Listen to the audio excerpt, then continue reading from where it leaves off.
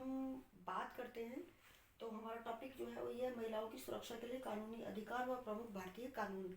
देखिए, हमारा संविधान, जब हमारा देश आज़ाद हुआ तो हमारे संविधान में अ, यह महिलाओं को समान अधिकारी को बात की गई है और कास्ट, कलर, क्रीड और सेक्स के बेसिस पे किसी तरह का डिस्क्रिमिनेशन ना होने की बात की हुई है। और देखिए, महिलाओं को ऑब्वियसली आप आए दिन न्यूज़पेपर में, टीवी में, समाचारों में देखते हैं कि महिलाओं के साथ तरह तरह के अपराध हमारे समाज में होते रहते हैं, है ना। लेकिन चूंकि हम उस दौर में हैं आज जबकि महिला पुरुष दोनों को कंधे से कंधा मिलाकर मानवता को एक सकारात्मक दिशा में ले जाना है, चाहे हम तकनीक में, टेक्नोलॉजी में, आईटी में, डिजिटल वर्ल्ड में या इंडस्ट्रीज में, या अपनी फैमिली के बारे में बात करें तो अपने परिवार को भी आज के दौर में परिवार की जितनी जिम्मेदारियां हैं पुरुषों के साथ कंधे से कंधा मिला के महिलाएं उनको जो है पूरा कर रही है। साथ ही अपनी जो कमिंग जनरेशन है, आने वाली हमारी पीढ़ियां हैं, उनके लिए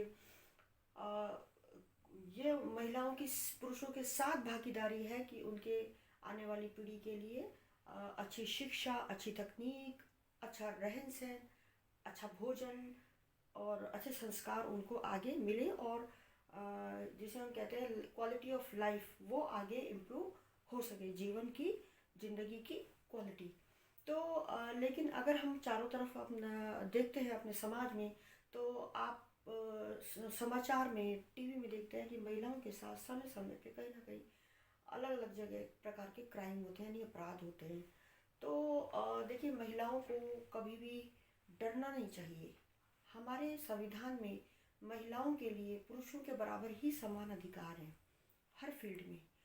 और हमारे कुछ ऐसे कानून भी हैं जो महिलाओं की को कानूनी अधिकार देने के लिए और सुरक्षा के लिए बनाए गए हैं। लेकिन हमारे समाज के जो महिला वर्ग है वो काफ़ी संख्या में, काफ़ी प्रतिशत में इन कानूनों का प्रयोग करने से वंचित रह जाता है जो उनकी सुरक्षा के लिए और उनको कानूनी अधिकार देने के लिए बनाए गए।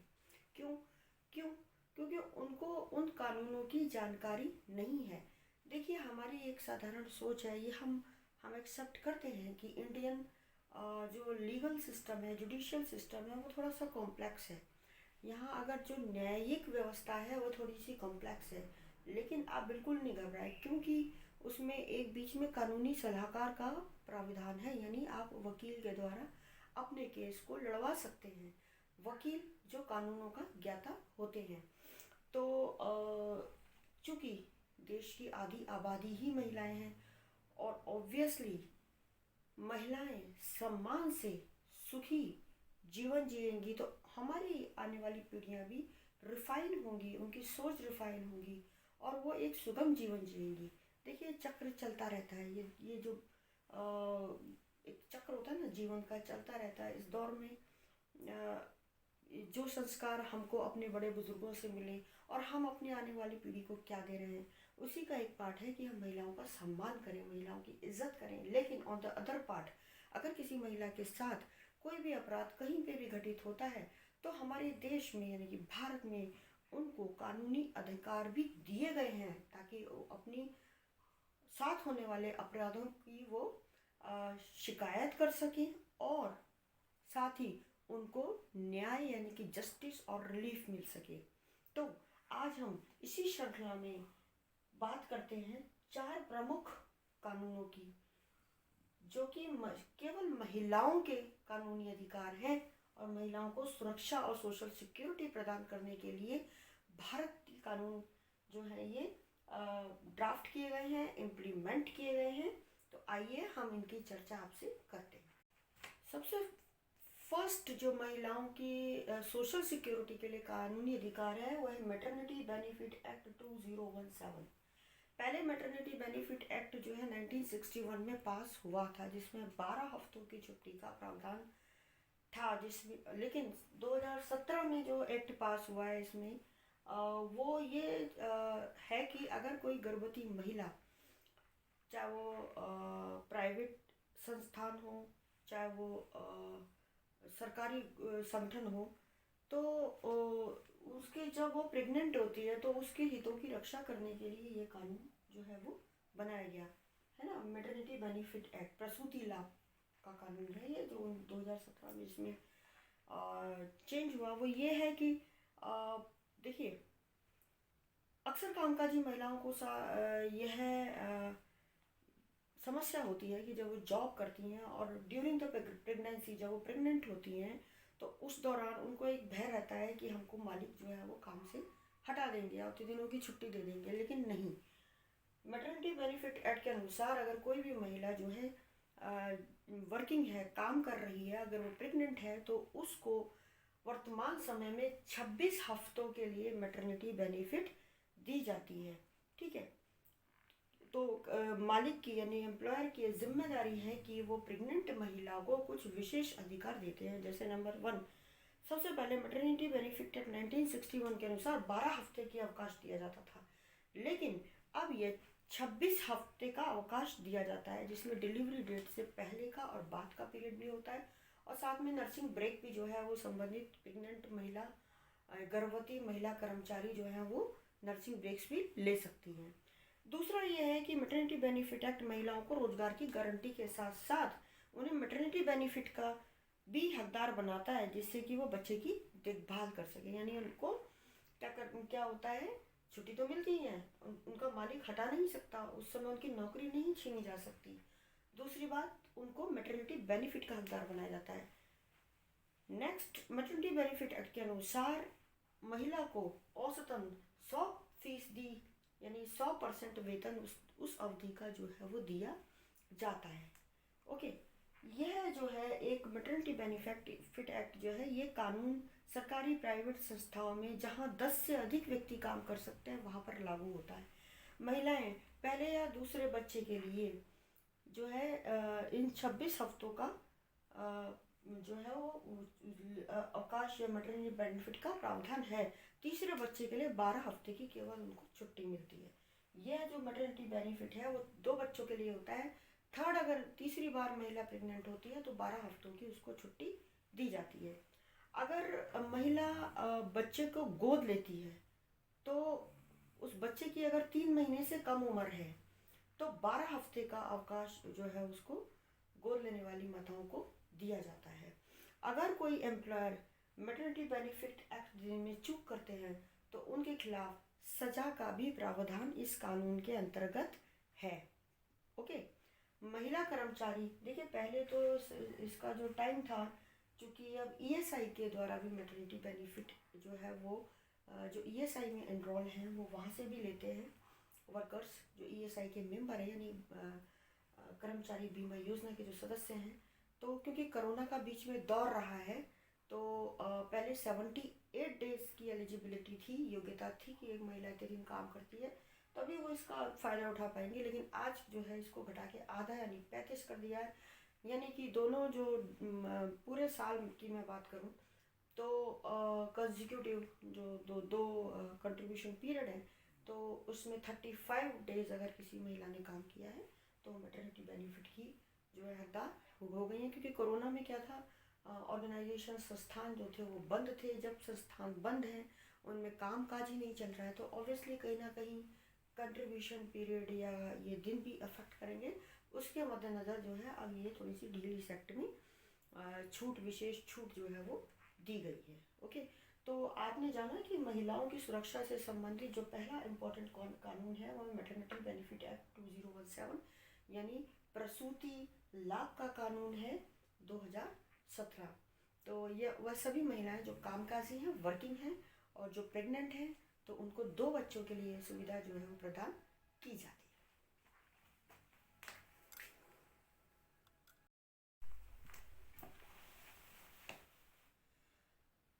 अब भारत में महिलाओं को कानूनी सुरक्षा प्रदान करने के लिए एक बहुत अहम कानून है, वो है protection of women from domestic violence 2005।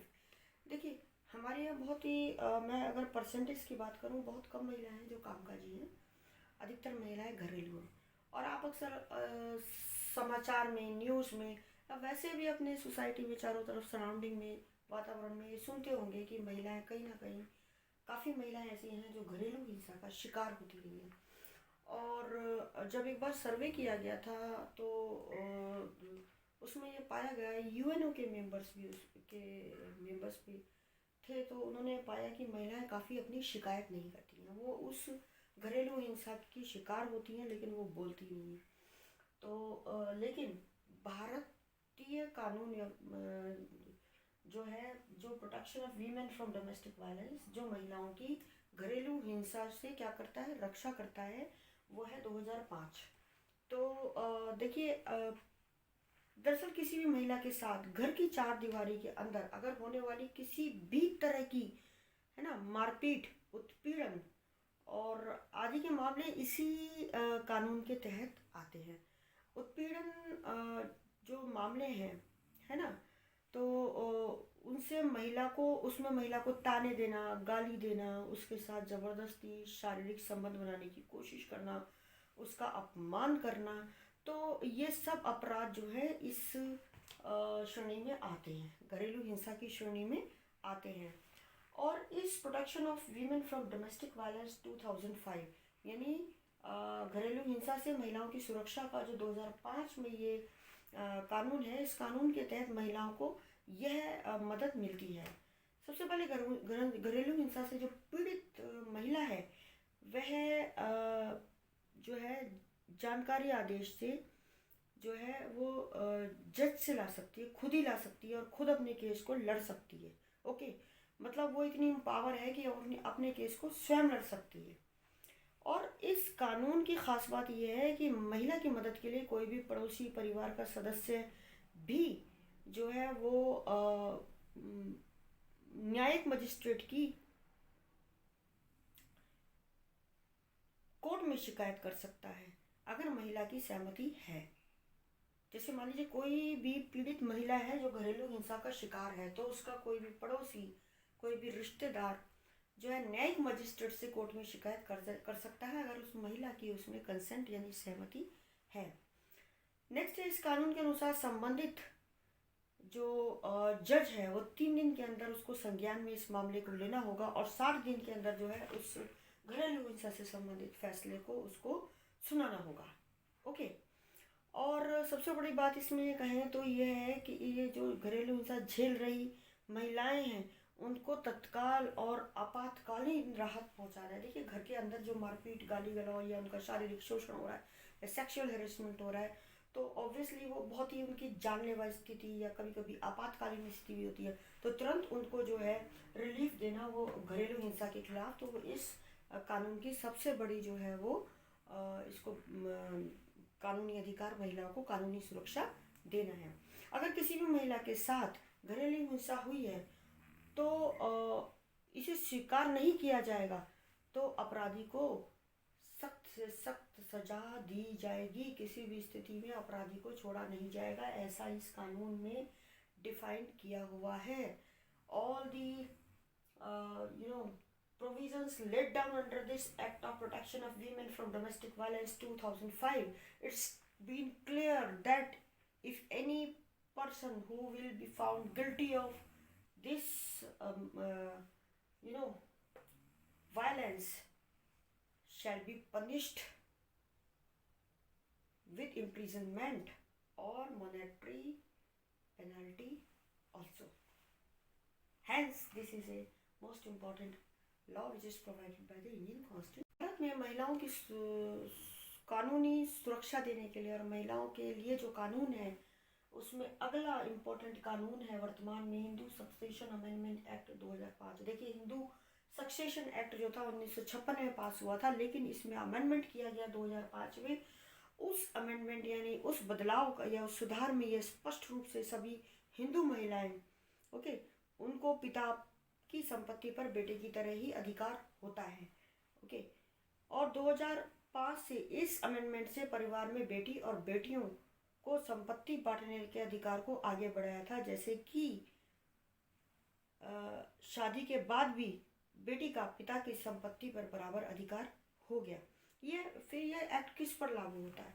यह एक्ट उन सभी हिंदू परिवारों पर लागू होता है जब हिंदू माता पिता से जो संतान या बेटियों का जन्म हुआ है, चाहे वो सिख, जैन और बौद्ध जो हिंदू कानून के में शामिल है। और जस्टिस मिश्रा जी की अध्यक्षता वाली बेंच ने हिंदू उत्तराधिकार कानून को 2005 में किए गए संशोधन में यह स्पष्ट रूप से कहा था कि अगर कानून संबंधित संशोधन से पहले ही किसी पिता की मृत्यु हो जाती है तो भी उस बेटी का उनकी संपत्ति पर जो है वो अपने भाई के अधिकार के समान बराबर ही अधिकार होगा, यानी बेटा और बेटी दोनों का जो है वो पिता की प्रॉपर्टी पे समान अधिकार होगा। अब देखिए, लड़की कुंवारी है, शादीशुदा, अधिकार बराबर होता है। हिंदू उत्तराधिकार नियम 2005 के अनुसार बेटी चाहे कुंवारी है या चाहे शादीशुदा है, उसको पिता की संपत्ति में बराबर हिस्सेदार मानी जाएगी। 2005 के संशोधन में बेटी को यह अधिकार मिल जाए जो पहले सिर्फ बेटों के पास था। पहले बेटियों का अधिकार नहीं था, लेकिन 2005 में जो अमेंडमेंट हुआ है वो बेटों के समान बेटियों का, यानी पुत्र के समान पुत्रियों का भी बराबर अधिकार होता है। ये तो पिता के प्रॉपर्टी की बात थी, लेकिन पुश्तैनी जो संपत्ति है उसमें भी बेटियों का अधिकार बराबर होता है। इस एक्ट की जो है ये खास बात यह है कि बेटी को पैतृक संपत्ति में भी हक मिल जा सकेगा, यानी अब दादा परदादा की भी जो संपत्ति है उस पर बेटों का हक जितना होता है उतना ही बेटी का भी अधिकार समान रहेगा। हालांकि होता क्या है कि पैतृक संपत्ति पर सभी लोगों का हिस्सा होता है, लेकिन खुद से अर्जित जो संपत्ति व्यक्ति की होती है तो वसीयत जो बनेगी, जो वसीयत लिखी जाती है, तो उसमें यह बात स्पष्ट है कि हिंदू उत्तराधिकार अधिनियम के तहत पिता की संपत्ति पर एक बेटी भी बेटी की तरह अधिकार रख सकती है। ओके, तो हमने जाना कि हिंदू सक्सेशन एक्ट जो 1956 में पास हुआ था, 2005 में उसमें संशोधन किया गया। जस्टिस मिश्रा जी की बेंच थी और उन्होंने इस संशोधन में यह स्पष्ट किया है कि बेटी का चाहे वो पुश्तैनी घर है या पिता की संपत्ति है तो बेटों के बराबर अधिकार होता है, यानी एक बहन का एक भाई के बराबर जो है अपनी माता पिता की प्रॉपर्टी पे अधिकार होता है, चाहे वो कुंवारी है चाहे वो शादीशुदा है। तो ये भी एक बहुत ही इम्पोर्टेंट कानूनी अधिकार महिलाओं के लिए भारतीय कानून के अंतर्गत दिया हुआ। सबसे ज़्यादा महिलाओं को दिक्कत कहाँ आती है? वो स्कूल जाती हैं, वो कॉलेज जाती हैं, वो इंस्टीट्यूशन में पढ़ने जाती हैं, वो जॉब करने जाती हैं, तो वर्क प्लेस पे ओके, वहाँ पर सबसे ज़्यादा दिक्कत होती है यौन उत्पीड़न की। और यौन उत्पीड़न संबंधित जो है वो भी कानूनी सुरक्षा महिलाओं को भारतीय कानून व्यवस्था के द्वारा दी गई है। कौन सा कानून है महिलाओं की यौन उत्पीड़न से सुरक्षा के लिए? आइए अब हम उसके बारे में बात करते हैं। देखिए, the sexual harassment of women in work place prevention prohibition and redressal act 2013। तो ये जो है सेक्सुअल हैरेसमेंट, महिलाओं के लिए कार्य स्थल पर यौन उत्पीड़न को रोकने के लिए, और उसके साथ साथ और भी प्रोविजंस हमारे आईपीसी में है जो महिलाओं के साथ अगर कहीं भी सेक्सुअल हैरेसमेंट का मैटर होता है तो उसमें जो है महिलाओं को कानूनी सुरक्षा दी गई है। तो हम इस बारे में बात करते हैं। देखिए, यौन उत्पीड़न क्या है? महिला को सेक्सुअल फेवर की चाहत रखते हुए, है ना, उसके साथ किया गया कोई भी व्यवहार यौन उत्पीड़न कहलाता है। किसी महिला की तारीफ करना तो ठीक है, लेकिन अब आप एडिशनल बहुत ज़्यादा तारीफ कर रहे हैं किसी सेक्सुअली उसको यूज़ करने के लिए, तो वो गलत है। ओके, और किसी भी महिला को अश्लील इशारे करना, अश्लील मैसेज भेजना या फिर अश्लील तस्वीरें व साहित्य दिखाना, ये भी यौन उत्पीड़न की श्रेणी में आता है। किसी महिला को पॉर्न दिखाना या दिखाने की प्रयास करना, ये भी यौन उत्पीड़न की श्रेणी में आता है। फिर अगर कोई व्यक्ति किसी भी महिला के साथ सेक्सुअल डिमांड के इरादे से टच करता है और तो उसे धारा आईपीसी सेक्शन 354A के तहत ओके क्या होता है, केस दर्ज होता है। ओके, मतलब गलत तरीके से किसी महिला को टच करना सेक्सुअल डिमांड के लिए, तो आईपीसी की सेक्शन 354A के तहत ऐसे मामले में केस दर्ज किया जा सकता है। ओके, पहले तो हम आइए इसी की बात करते हैं। सेक्सुअल हैरेसमेंट क्या होता है कि किसी भी कार्यस्थल पर सबसे इस एक्ट में महत्वपूर्ण पार्ट ये है कि ये जो मैंने आपको बताया ना यौन उत्पीड़न की श्रेणी में ये एक्ट मतलब काम आते हैं, ये एक्शंस जो होते हैं, तो ये एक्शन जो है यौन उत्पीड़न कहलाते हैं। तो अगर जहाँ महिलाएं काम कर रही हैं, दफ्तर हैं, कारखाने हैं, फैक्ट्री हैं, कहीं भी है, ऑफिस में है ना, तो खेत हैं, कहीं भी काम करती हैं, तो ऐसे में क्या होता है, खास करके जो ऑर्गेनाइज सेक्टर है वहाँ पर एक इंटरनल कंप्लेंट कमेटी बनाई जाती है उस इंटरनल कंप्लेंट कमेटी की खासियत ये होती है कि उसमें ज़्यादा संख्या महिलाओं की होती है, और महिला जो जो हाईएस्ट पोस्ट पे काम करने वाली महिला है, चाहे वो सीईओ है, चाहे वो एचआर मैनेजर है, चाहे वो ऑपरेशनल हेड है, चाहे वो डीजीएम है, वो मेंबर होते हैं। साथ ही मालिक या एम्प्लॉयर भी जो है, सीईओ भी इस कमेटी के मेंबर होते हैं। और एक एनजीओ या लीगल प्रैक्टिशनर जो एक्सटर्नल पार्टी मतलब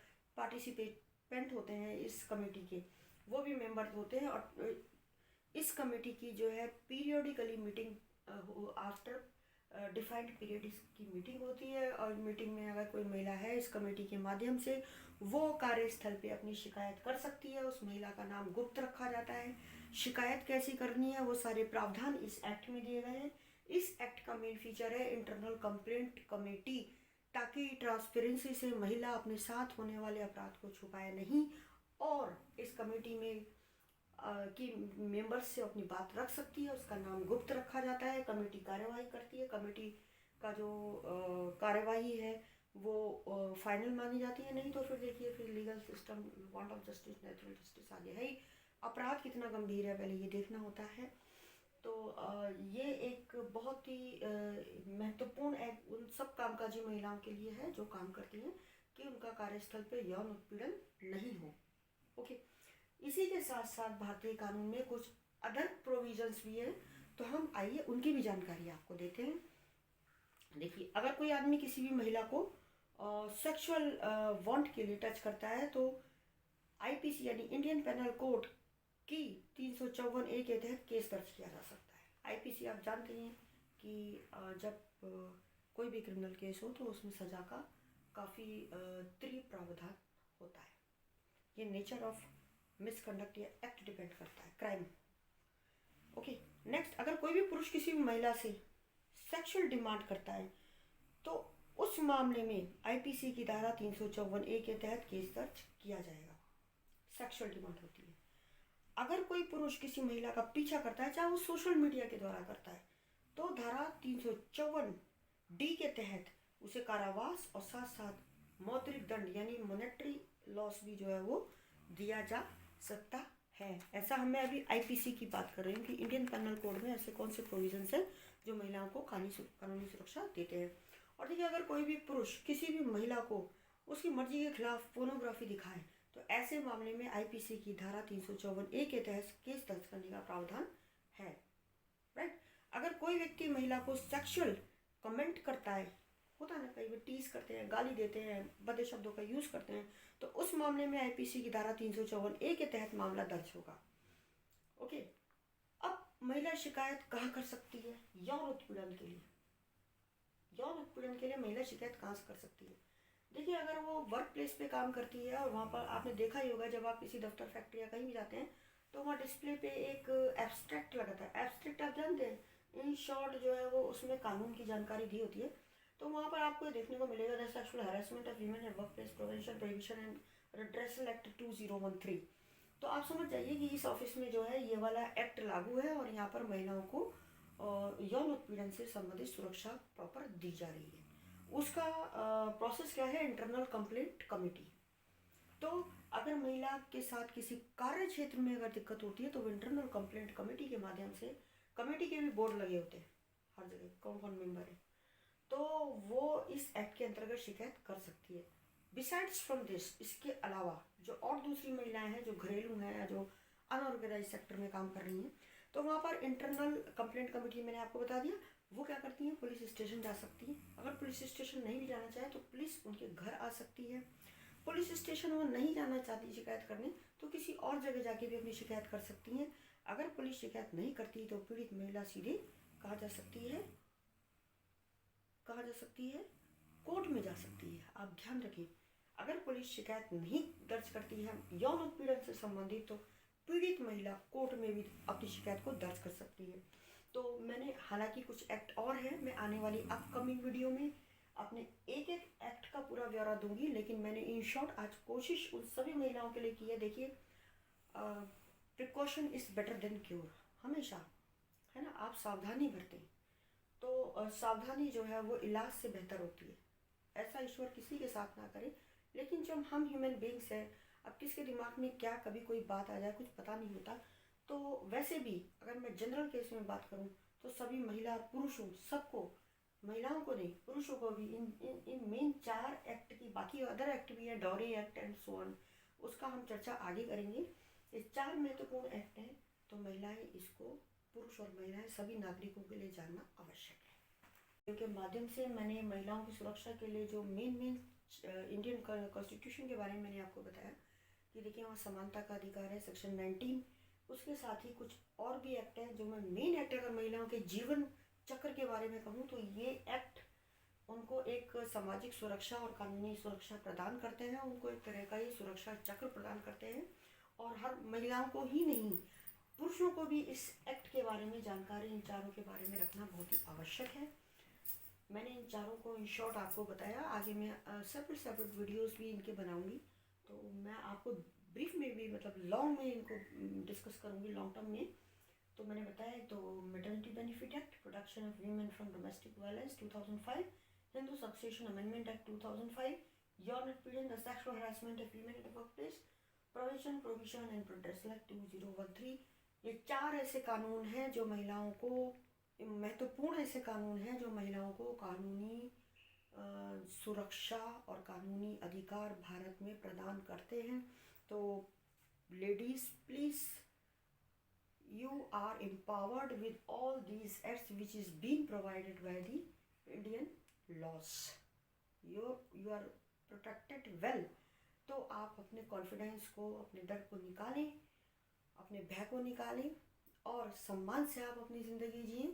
सबसे पहले तो मैं कानूनों के अलावा अगर अलग से बात करूं तो हमारा आचरण स्वयं का अच्छा होना चाहिए। Okay, so I hope so आपको ये वीडियो अच्छा लगा होगा, और जो व्यूवर्स नए हैं मेरे चैनल में वो आप सब्सक्राइब करें, नहीं तो आप इसको लाइक और शेयर करें। Thanks for watching my video. Thank you.